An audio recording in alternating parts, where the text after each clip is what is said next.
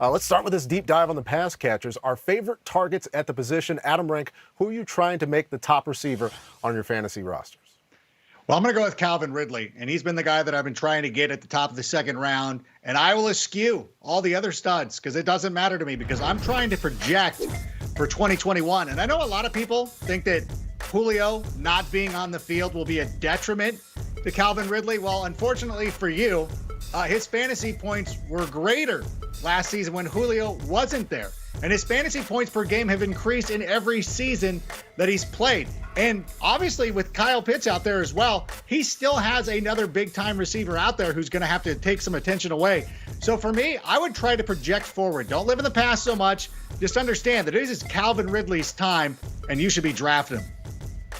Ooh, I love Ridley, but I'm just going to keep it simple, and I'm sticking with Davante Adams. He's the number one wide off the board for a good reason. He hits the trifecta. One, he has the target share. Last year, he led the NFL with a 30% target share, and the forecast to remain the same. Second, he's had 10 or more touchdowns in 4 of the last 5 seasons. Of course, there was 18 in 2020.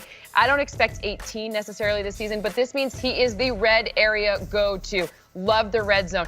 And third, he runs a lot of his routes out of the slot, the most in his career last season. Slot receivers, that's the free money this season. So for me, he kind of hits all 3 marks, which is why he's number 1, which is why I'm actually really trying to target him when everyone else is going running back in the first round. I'm either looking Travis Kelce or Davante Adams. Yeah, I definitely love the Travis Kelce spot in the first round, even Davante Adams. But I'm going with CeeDee Lamb mostly because my first 2 rounds in drafts, I'm trying to get either a top-notch running back or one of the top tight ends. So usually in that 3rd round, I'm coming back and I'm going after CeeDee Lamb. This is a guy who last year averaged 6 more fantasy points per game with Dak Prescott than when Prescott was out. And that was primarily playing from the slot last year. Now the Cowboys are talking about moving him all over the formation, maybe having him play outside.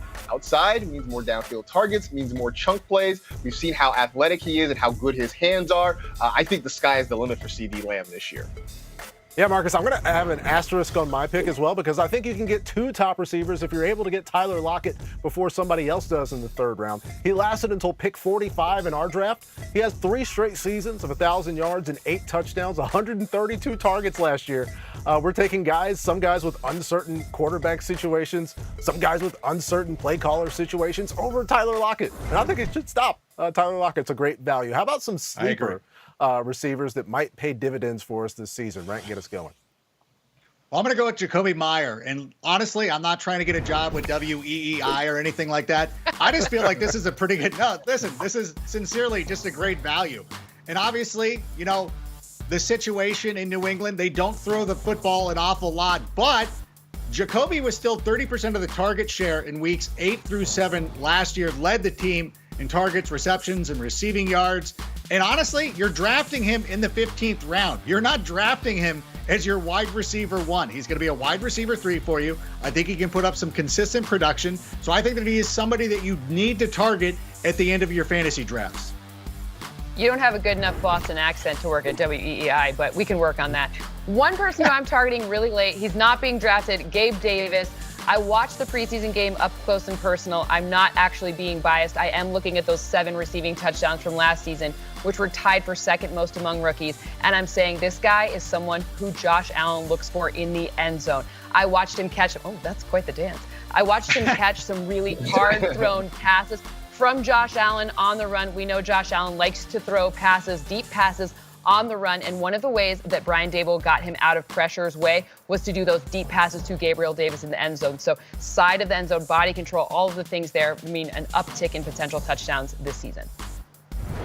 I'm really surprised that Marquez Callaway is still hanging on draft boards as long as he is. Now that we know that Jameis Winston is going to be the starter, I think we can feel a little bit better about the pass catchers there in New Orleans, but Michael Thomas is still out. We're still not completely sure when he's going to be back. For whatever it's worth, Callaway led the Saints in preseason receiving yards, and he looks like he's really on the same page with Jameis. I expect him to see lots of work. He's still got a great offensive head coach in Sean Payton, and the fact that you're getting what is essentially the wide receiver 1 in this offense in the double-digit rounds, that's kind of a head-scratcher to me, but I'll take it. Yeah, it's time for people to start waking up on Marquez Callaway, especially after that Monday night game where he made those catches. I'm looking at the rookie Jalen Waddle reunited with Tua this season. It's wild to me that Will Fuller, who was suspended for 6 games, has an ADP that's so far like 25 picks ahead of Jalen Waddle's name. Maybe blame the auto draft there. I don't know, but there is a plan for Waddle on this offense. You don't take somebody in the top 10 without that, and plans equal opportunity for Waddle.